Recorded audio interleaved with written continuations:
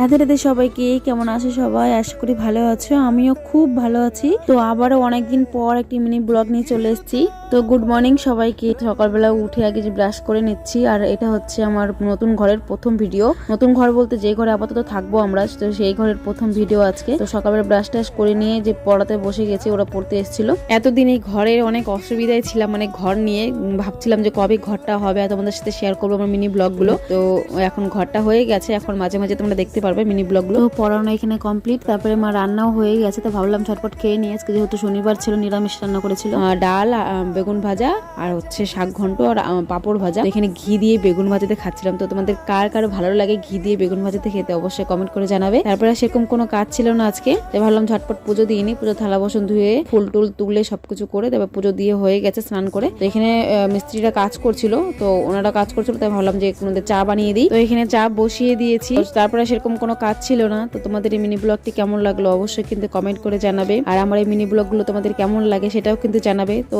এখন তবে আসি, দেখাবে নেক্সট কোনো ভিডিওতে। বাই।